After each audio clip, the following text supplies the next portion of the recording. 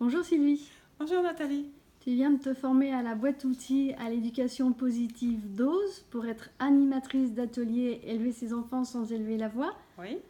Qu'est-ce qui t'a motivée à venir et qu'est-ce que tu as appris? Alors moi j'ai appris beaucoup de choses. D'abord ce qui m'a motivée à venir c'est que ça correspondait tout à fait à mon projet en parallèle avec le montage d'ateliers pour enfants.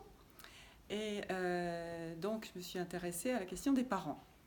Et je trouve que bon, il y a beaucoup de choses dans cette formation. Il me faut un petit peu de recul quand même pour voilà, pour voir comment je vais pouvoir me servir de tout ça. Mais c'est très riche, c'est vraiment assez complet.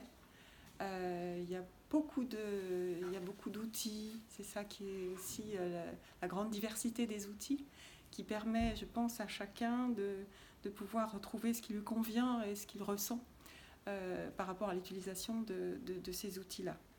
Je pense que c'est assez, effectivement, c'est assez formateur et que ça autonomise les gens dans la mesure où ça pousse chacun à, à construire, un atelier en fonction aussi de ce que chacun est. Et puis, évidemment, l'adaptation au public, etc.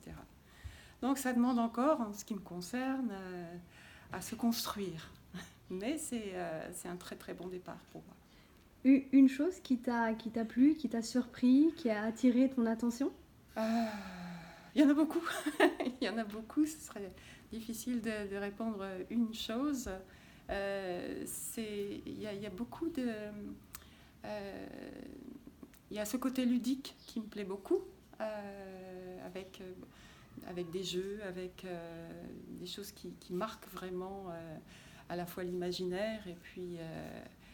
et, oui, qui nous parlent parce que parfois, des outils comme une vidéo ou bien un jeu, ça parle plus qu'un long discours. Alors, bien sûr, il faut aussi de la théorie, mais c'est très fort, ces outils-là, pour compléter l'aspect apport théorique qui est un peu incontournable, quoi.